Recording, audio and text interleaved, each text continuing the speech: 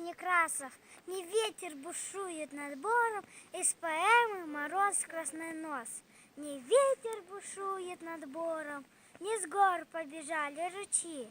Мороз воеводой дозором обходит владения свои. Глядит, хорошо ли метели, лесные тропы занесли.